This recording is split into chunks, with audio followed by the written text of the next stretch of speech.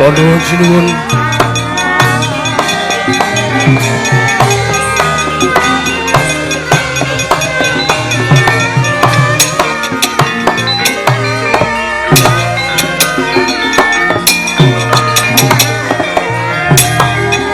Tunggu.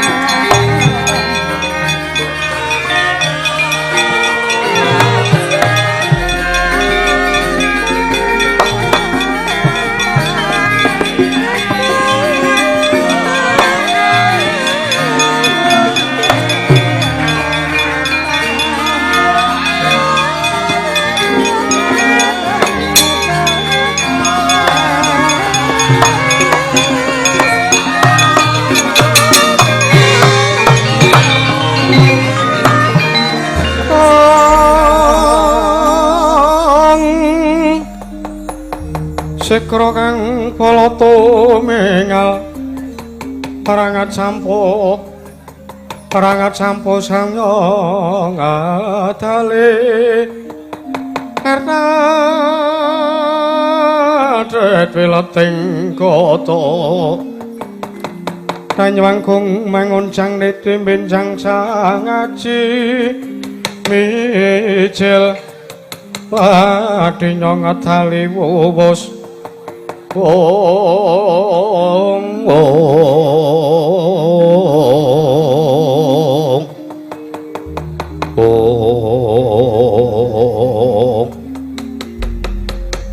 Wala parat desmalaning rat sukertaning bawana iblis lanat keparat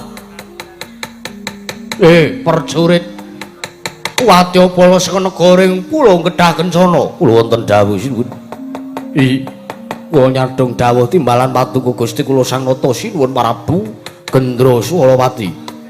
Semanten ugi ingkang abdi kula nyadong dawuh sinuwun. Semanten ugi ingkang abdi pun tumenggung sumbang Surajigja kula nyadong dawuh. Patih Sanya Wibawa wonten paring dawuh sinuwun. Arep sandanganmu Nalindra ning kowe patih. Merga patih kuwi dadi wakiling Nalindra. Dadi wis lumrah yen to ana patih ya wakiling Nalindra, wakiling pemimpin. Sandangane padha karo pengarepe. Kepareng dawuh patuku Gusti kula Sang Nata sinuwun Prabu Gendra Swalawati kados pundi? Patih Sanya Wibawa wonten dawuh. Kewirangan aku parat. Ning atas aku mingsuwan ana ngersaning Semar Badranaya kamangka Semar ku mung derajate ngaceplik. Semar ki mung wong gedhi bal 17 wong sekeng wong mlarat wong ora gablek kan apa-apa. Lah kok teko dadi anggonku sowan apik-apik njaluk Semar malah Semar semaya ora saguh tak boy ing negaraku. Waduh. Menawi katen dinten sak mangke wonten Karang Kadempel wonten Darda. Mestine ngono. Sebab iki mau dudu kok Semar dhewe sing maring dawuh nalikane aku arep ngruda paripeksa karo sing jeneng Semar Badranaya. Nanging sing maju Nalendra raine abang mangar-mangarte. Lho. Nalendra pasuryanipun nabrit sinten? Prabu Baladewa. Ratu Mandura sing jeneng Prabu Baladewa ingkang dadi pepalangi Prabu Gendra Salapati nggonku bakal mboyong lawan Semar Badranaya. Malah iki mau aku arep ngruda paripeksa karo Kyai Semar Badranaya malah ditadhahi nganggo sikute Prabu Baladewa. Nyikut janggute Prabu Gendra Salapati nganti aku kontal tiba saka pendopo agung Padukan Karangkadempel. Wonten dawuh. Kebyakno barisaning Purwadya Bala sekilaris papan. Aja nganti teng cicir kerik lampit burungkat timpul kancah gelar Singobara. Karangkadempel biyu ana batang sayuta. Karangkadempel kawenan Bumi Angus. Karangkadempel gawenan Karangabang ben ora muthuk panggonane Semar. Menengaken badhe wonten lampah ingkang ageng sinuwun, menengaken badhe wonten lampah ingkang ageng, menengaken badhe wonten lampah ingkang ageng. Yo. Marata tiake wektu dina iki. Ya iki dina tak jaluk kowe kabeh budhalote. Gonjang kanjing langit kelap-kelap katon lir genjang sangalis risang mawe kandrung. Saparan kadul mukir moyak mayik saking tias balewara.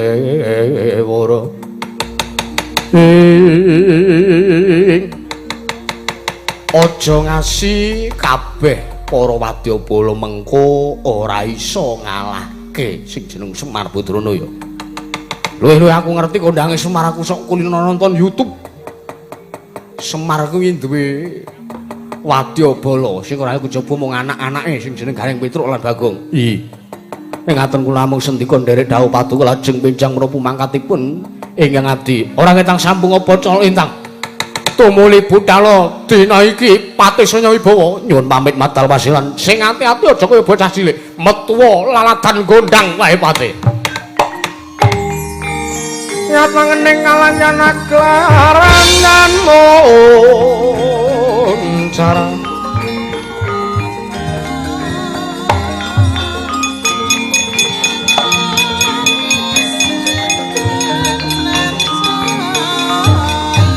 Manglara kaponang surem saratetan madang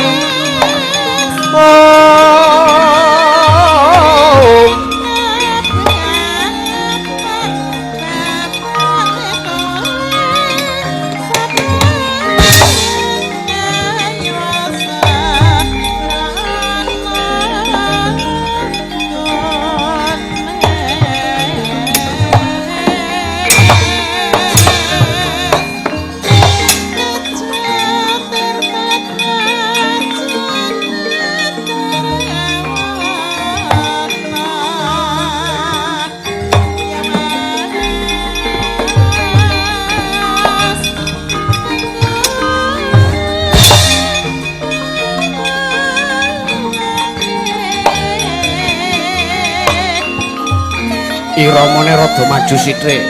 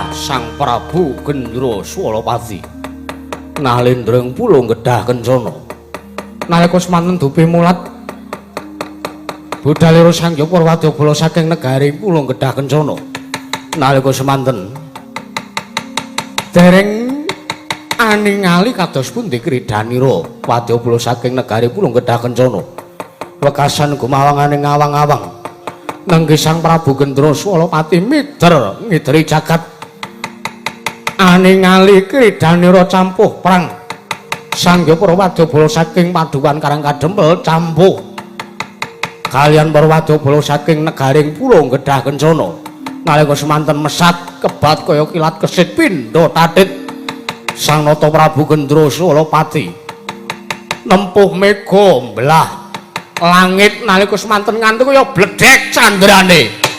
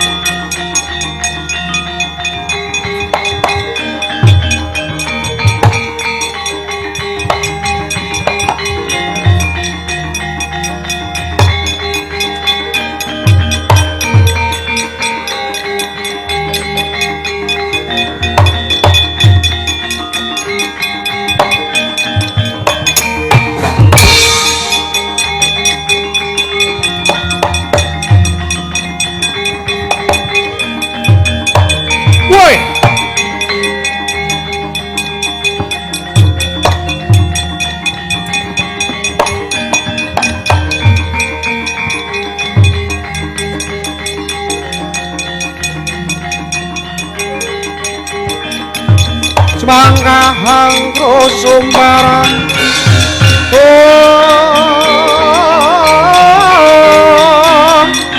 Mawalin bumi gonceng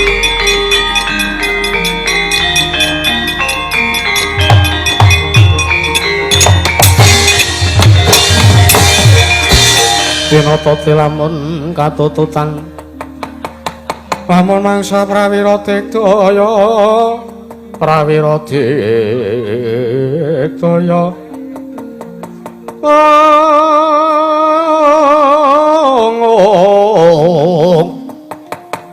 Prananggana magawe kelarira wang-wang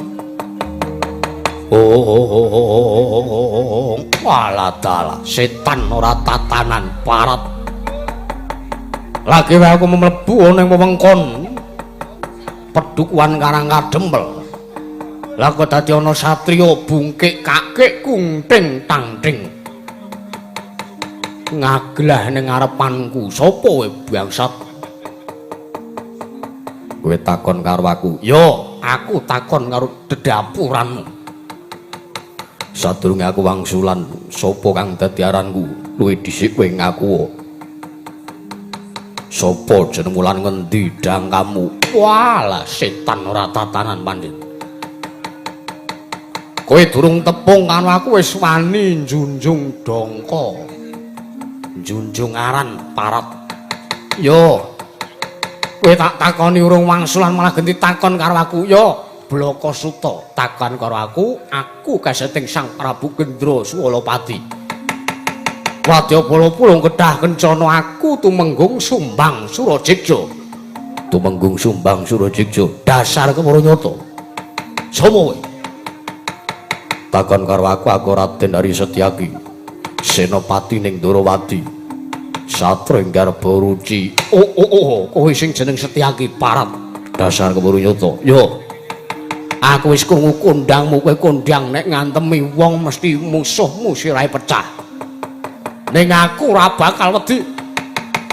bakal wedi merga sengara kowe iso menang mungsuh tumenggung Sumbang Surajigja ayo sing dadi nyatane wae anane kowe sak wadyabala padha pacak baris dampyak-dampyak padha arep ngopo Setyaki ana barat Bloko Suta ndi Semar di Semar kon tekan kena patenane merga ora manut karo dawuh Ratu Gusti Kusinuwun Prabu Gendra Swalapati tinimbangane Semar mengko mung dadi klilip luwih becik tak patenane kon gawanen rene Sumbang Surajigja ana barat ora sandata kowe arep mungsuh Semar kowe mungsuh Setyaki durung karuan kowe iso menang piye kowe muni piye ora sandata kowe mungsuh Semar kowe ngadepi Setyaki durung karuwane kowe iso menang mungsuh aku babar wowo lena pangindawet tebiak tadamane kene marganing matimu Singalena Prapting Lalis Sumbang Surajigja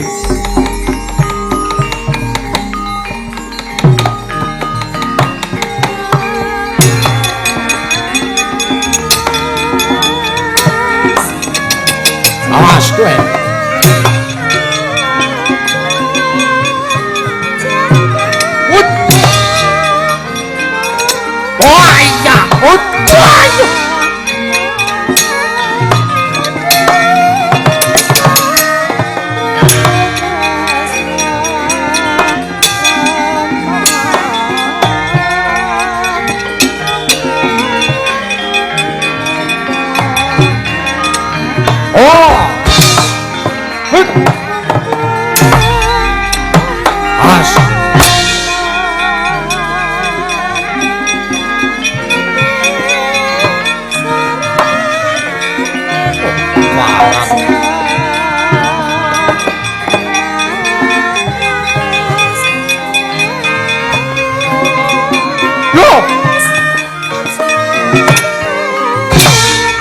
menteleng tanpa pedheh marat jare kowe awas woi lho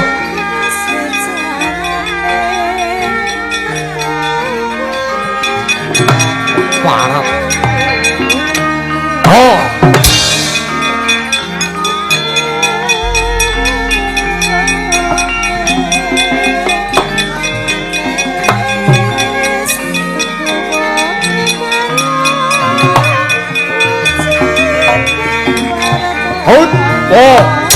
ki jaluk ampu parat.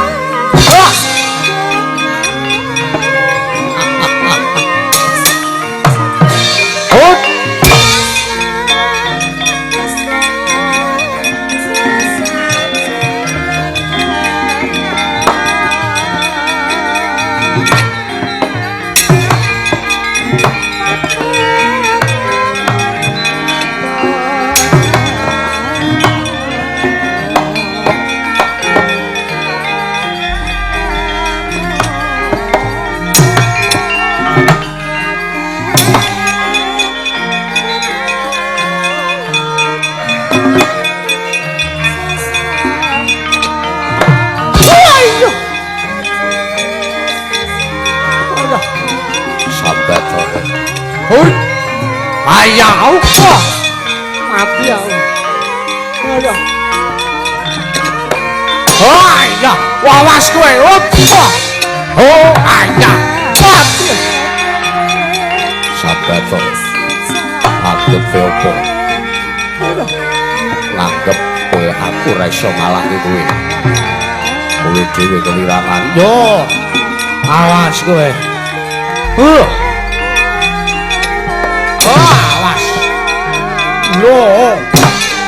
Woi.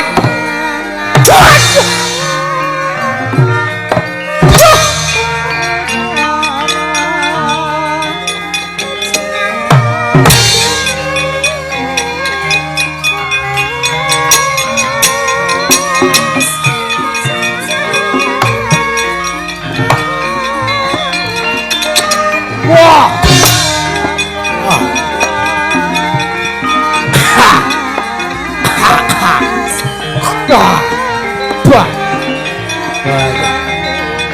Awas lemparan.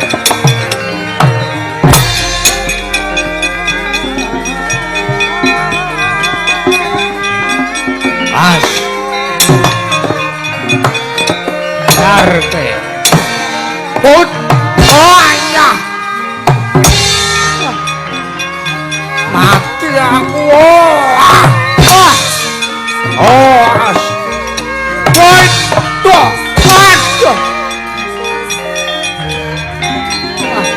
Awas kowe, cantik kowe. Oh, walo edan. Aduh. Aduh. Aduh. Wah.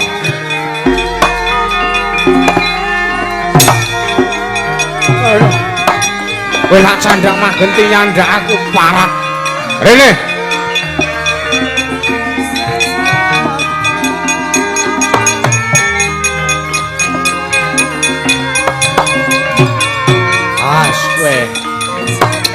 Hut. Woi. Awas. Woi, ya. Oh. Waduh.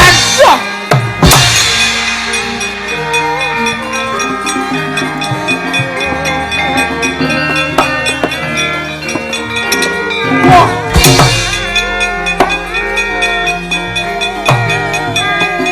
Oh. As kowe parat.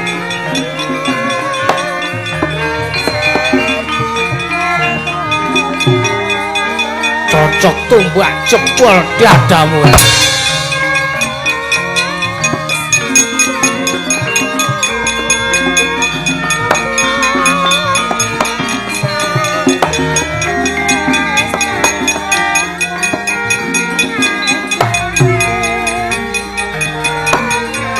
Oh, pas. Hut. Oh, ayah. Hut. Oi, Domigan.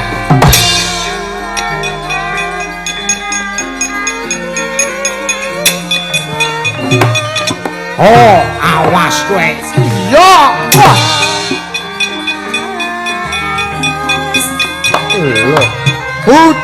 Iya. Hut.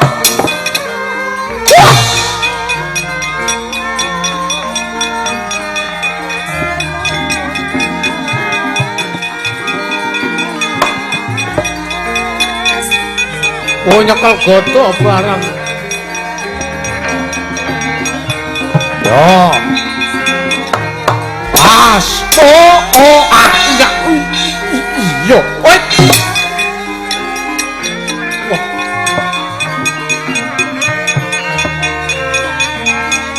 Nyemelangi kowe.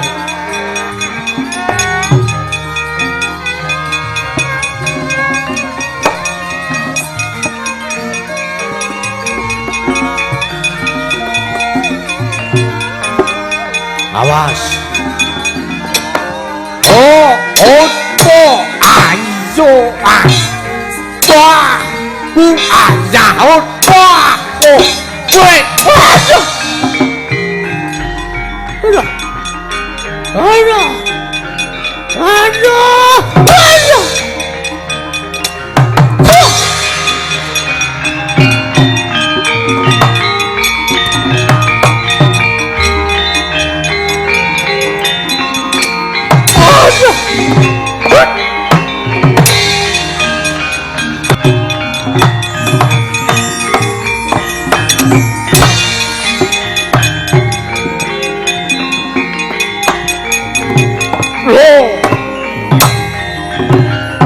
Ora kena. Ayo. Put. Kena aduh. Boh. Aduh. Ayo. Oh, ayah. Put. Oh, candak kowe. Ora iso apa-apa kowe parat. Oh, wah. Oh, iya. Wah! Wah ya!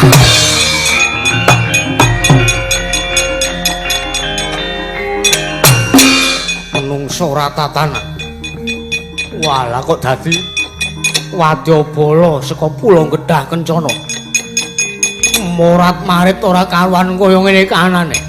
Ora ana sing iso mangga apa ya. Wong-wong karang kadempel. Sawangen niki patih Sonya Wibawa ingkang keduka ngalahke lani Sampayong.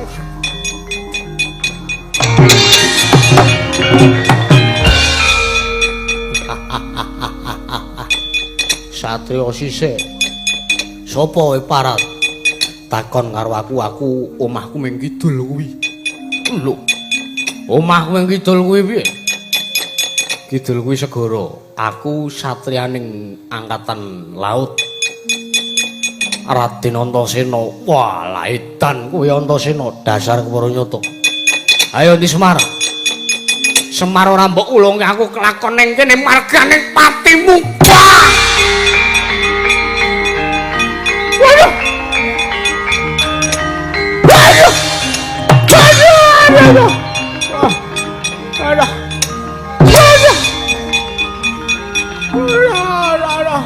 Waduh.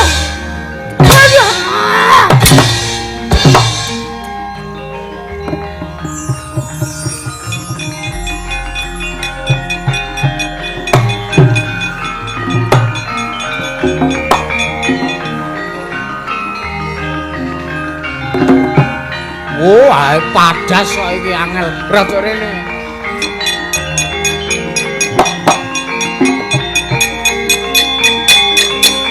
Lho.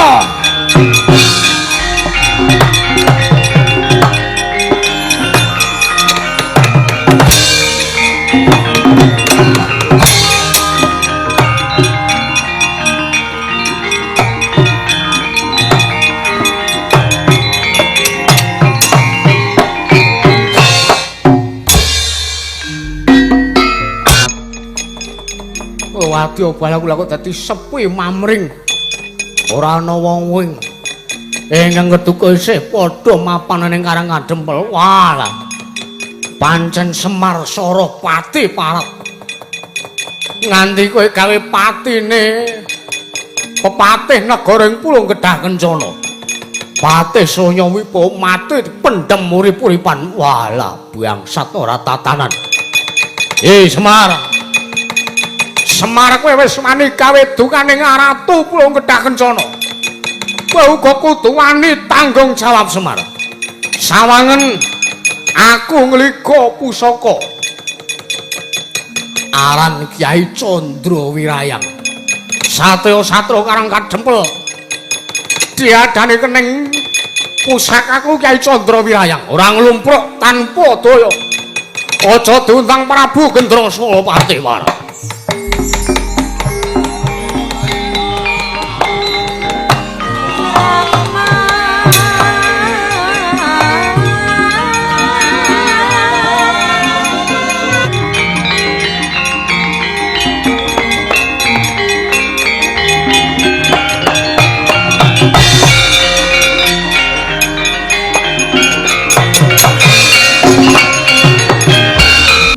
Walah.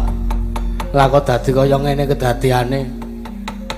Wadyabala saka karang ngademel siji-siji ora enek sing do urip. Paman Setyaki mak cilik Setyaki kae mau dhisik dhewe kenek pusaka. Wah, apa kae mau? Wujuding pusaka mung kaya bebek kok. Digdayane ngejo, Dik, ndak umum nah. Weh lah. Kakang Gatotkaca ora inget, Kakang Antareja ora eling. Ketiban pusakane ratu kae mau lah. Lah kok dadi kaya ngene kedadiane. Ya. Arep tekane sepira kadigdayanmu Prabu Gendra Swalapati. Aku matur ana ngersane wakku Ndrawati. Janji kowe ora keweden karo wujude senjata Cakraja diundang Antasena. Antasena mlayu-mlayu eneng apa? Wah, bambung mlayu-mlayu ning apa? Iki nek aku ora langsung matur ana ngersane Pak Dewi Kresna ora bakal rampung kahanane sartane iki mengko malah mung dadi ora prayoga tumraping para Pandhawa. Lho. Kepiye Antasena? Apa kowe wis kelakon ngundur kewadyabalaning Prabu Gendra Swalapati? Wis. Aku sak rombongan, aku karo Mancili Setyaki Kakang Gatotkaca putra Kakang Antareja wis kelakon ngundurke wadyabalane Prabu Gendra Swalapati. Duh tak pendemi urip-uripan. Lagi ngadeg tak pendem. Lagi turu tak pendem. Lagi arep ngadeg ora sida ngadeg tak blesake meneh.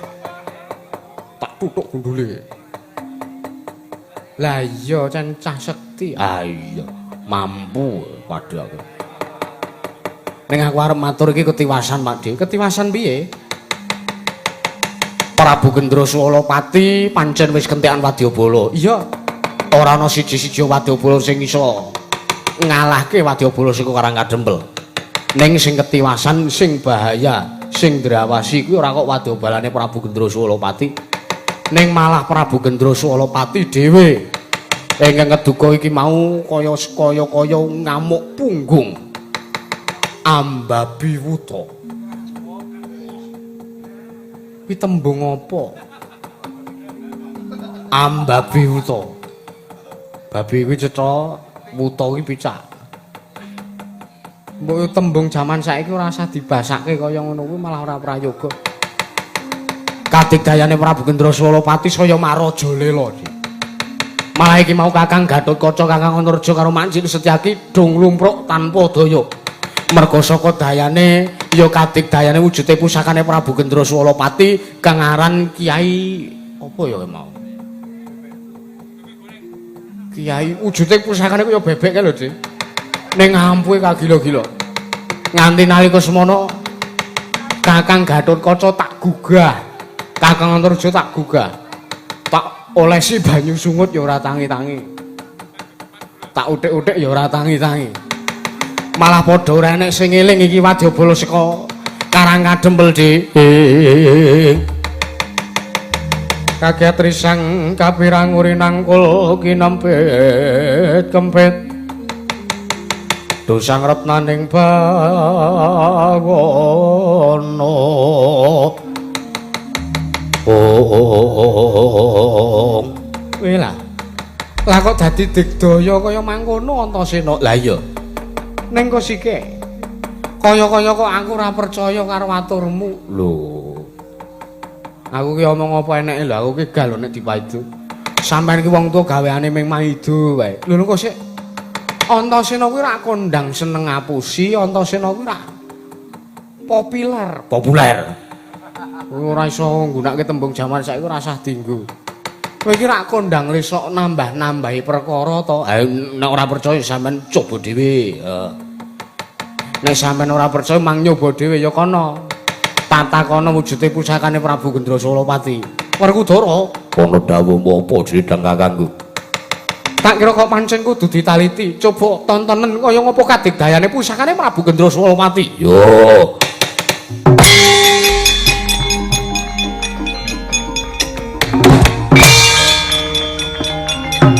Delok Dik, delok, aku ora percaya nek karo kowe. Ora ngandel sampean. Dar kabeh wadyabala karang kadempel. Ora ana sing iso keduka kuat nadahe pusakaku Kyai Candra Wirayang. Ayo. Aja mung bayi-bayi sing maju. Aja mung peyes-peyes sing ngadepi pusakaku. Walah. Werkudara maju tanpa ana kadigdayanku, Pak.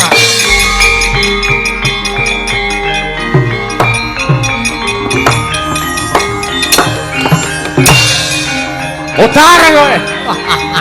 Oh, kowe.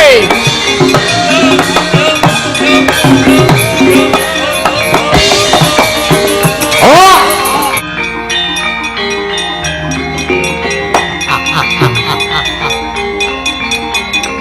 Utar kowe. Oi.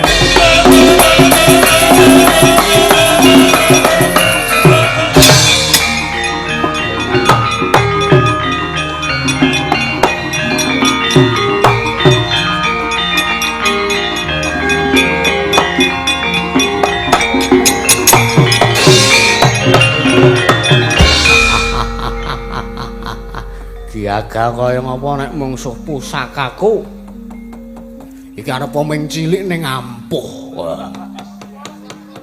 Ayo tokno pusakamu Werkudara.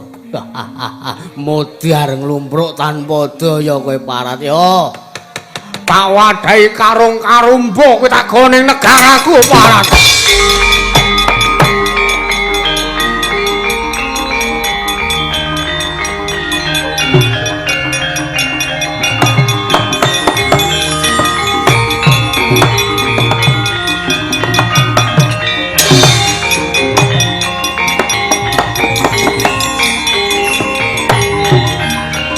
Yo, diliane.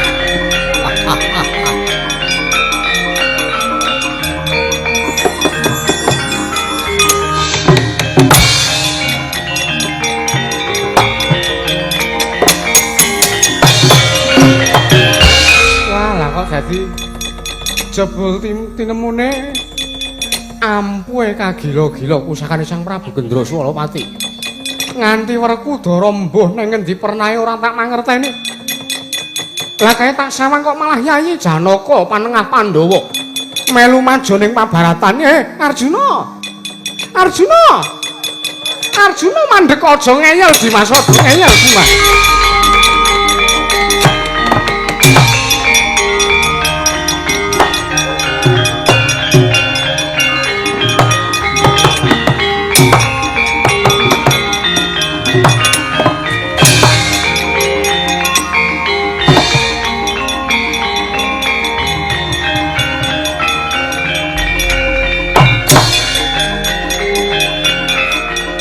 Lho parat.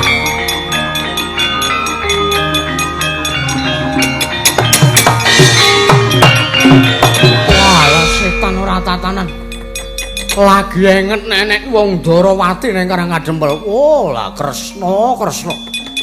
Kowe iki wiwit mbiyen nganti saiki kok isane mung gawe kisruh kowe. Kowe wiwit mbiyen jaman kowe isih nom, kowe isih jenengmu Narayana, nganti saiki kowe gedhe. Gerang bungkang kowe ngewangi Pandhawa kowe mung gawe kisruh parat. Janaka arep tak wadahi karo ngarumbu aku malah tok saut. Yo, ora kena ngadine kakangne sing tak cekel parat.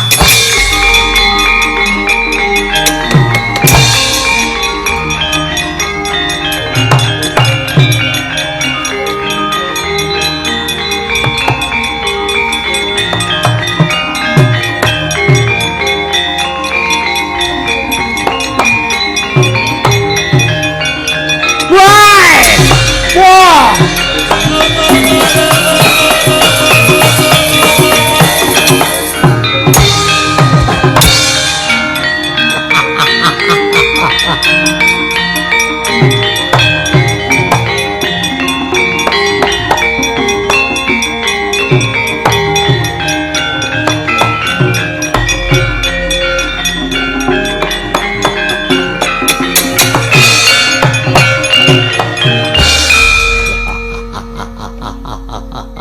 entek pengarepanmu Puntadewa. Adimu Werkudara wis kapikut dening aku. Ayo, saiki mengkare kowe. Kowe gelem masrahke Semar apa ora? Gelem masrahke Semar apa ora? Nyuwun pangapunten sinuwun. Sewu-sewu kalepatanipun Puntadewa kula tadah wadana. Lan kula malah ngaturaken panuwun wondene paduka Gusti kula Sang Nata Sinuwun Prabu Gendraswalapati ingkang keduga saged damel srana margining kasuwargan adi kula ing tunggul paweneng. Ayo rasa kakean cangkem. Kowe ratu klemak-klemak. Aku reti kowe iki kondange ratu sing gedhe putih. Ayo. Semar mbok wenehke apa ora?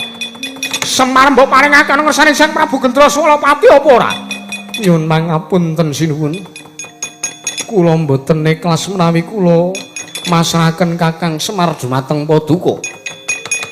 Malah sak mangke menawi negari Paduka ingkang Taman Pagebluk kedah dipun tumbali mawi bekakaing menungsa kula sagah ingkang dados tumbal.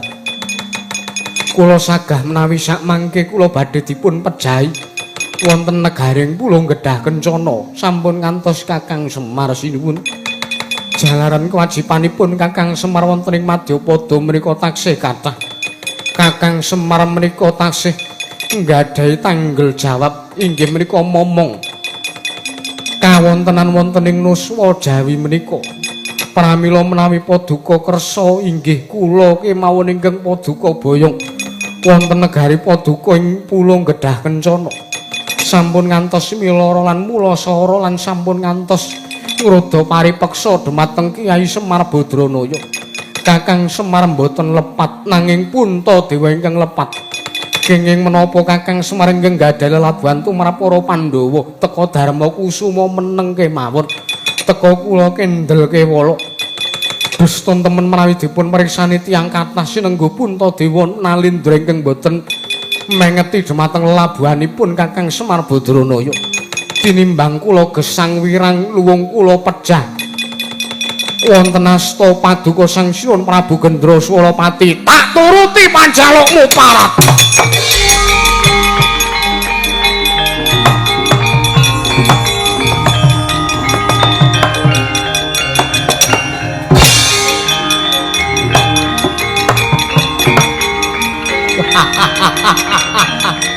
Wah, laekian.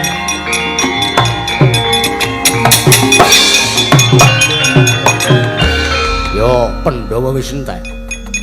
Arep Janaka isih ning ben. Isih doyak karo wujuding pusakaku Kyai Candrawiraya. Tekan ngendi parane? Watone durung nembus atmosfer le Janaka lunga. Pusakaku ora bakal mandeg le nguyak. Yo, apa dikira aku ratu goblok, apa dikira aku ratu bodho.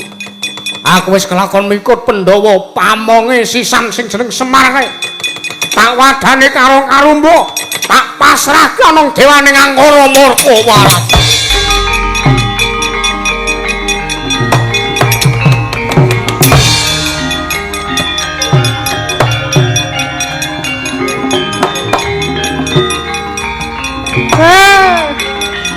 Lah kok malah dadi kanane ketoyong-toyong kedarang-darang ndaraku para Pandhawa.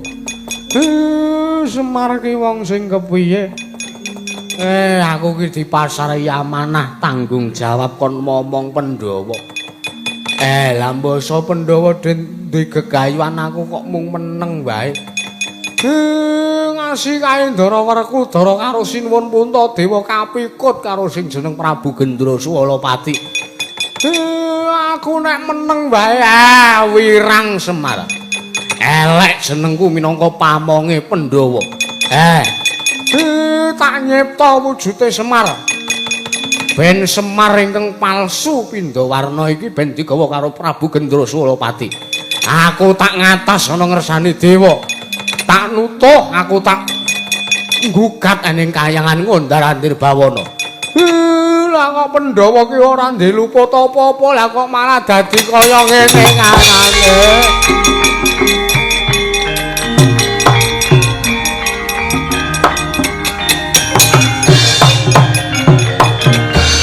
Grandumuk kunjungi Sang Lurah Semar Badranaya. Nalika semanten akarya pratandha bilih Sang Nayanta karsa anggadhahi damel. Eling-eling nadyan ta drajating Panakawan nanging sak ciptane dadi sak sedyane ana.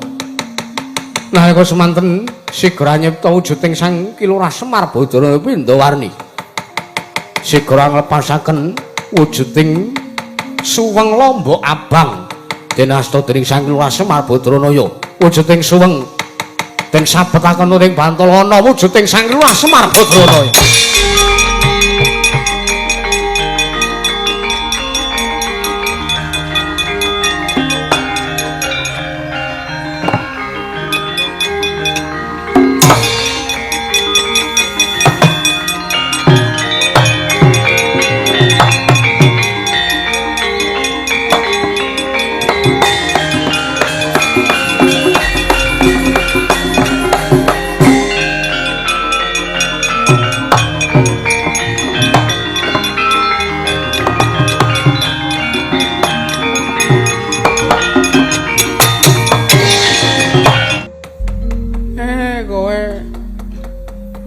Wujute lombok abang we garing tak suwun ki ana ngarsaning Gusti kang murbeng dumadi lah kok dadi wujud Semar nggih ayo nggih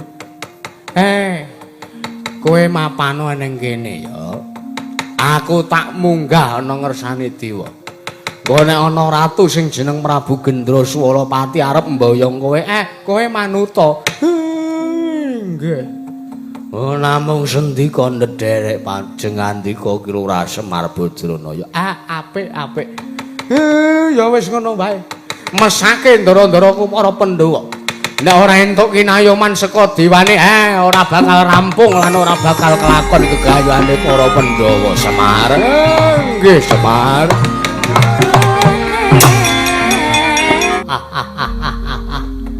Tupai bendaramu wis do tak pikut. Tupai bendaramu wis do kalah mungsuh Prabu Gendra Swalapati. Terus kowe banjur nglumpruk Semar. Kowe kuwi digdaya dikaya ngapa? Ning nek kowe iki duwe rasa mesake karo bendaramu, ngerti endi aramu do tak pikut kaya ngono aku mesti kowe ora duwe daya. Ayo saiki manuta.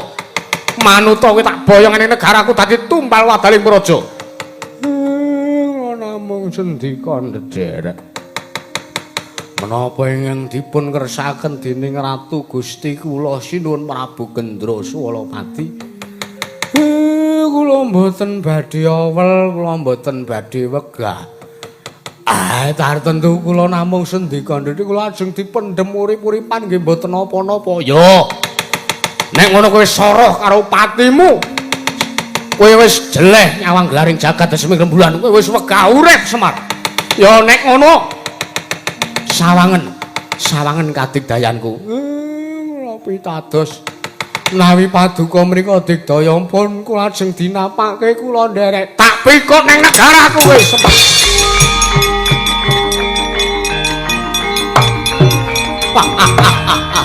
Woi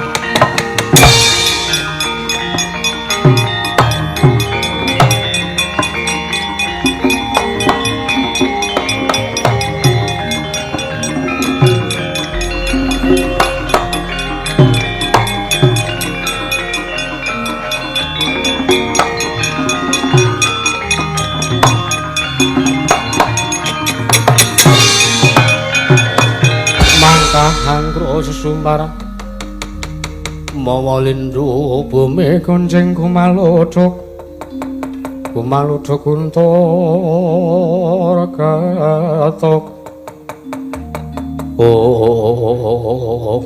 Koko Prabu Kenging menapa kula badhe andepanipun kula badhe ngadepi dumateng Nalendra kula gedhah kencana teka paduka nyaot ingkang rayi wonten menapa lan dosa menapa ingkang sampun kula lampahi. Arjuna kula wonten timbalan. Sadhirak yo ngerti dhewe.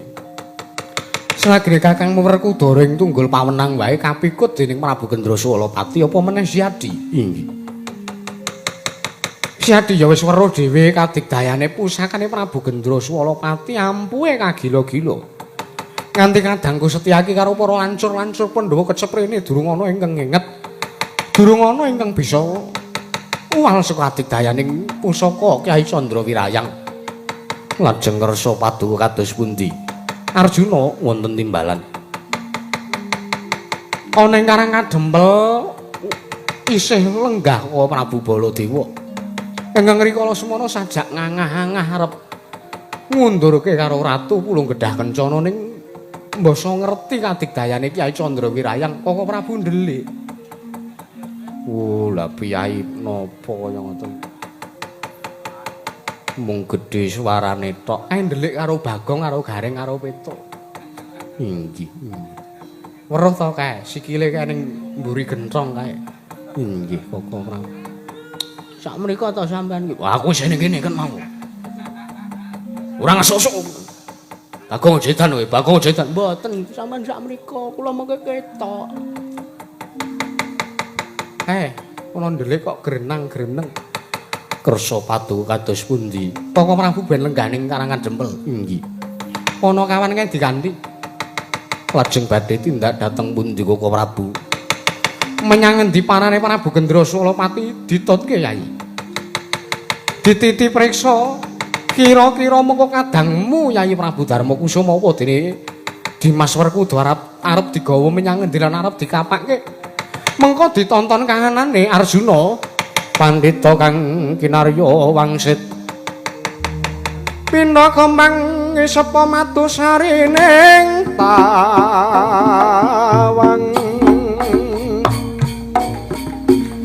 Susu angin ngentinggane yang kaliyeng kangkung peksi mibra kole ana tapaking kuntul layang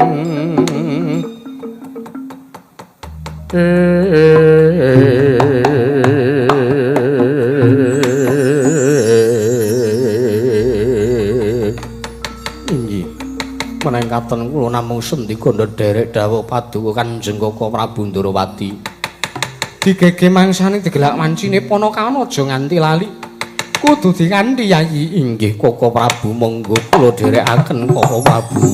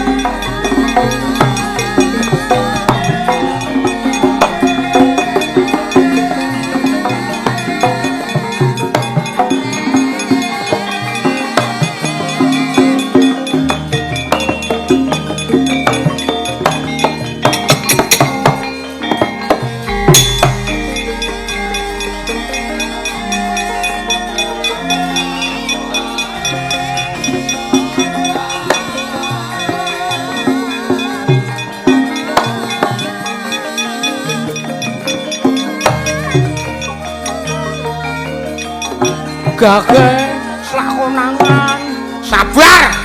Selamun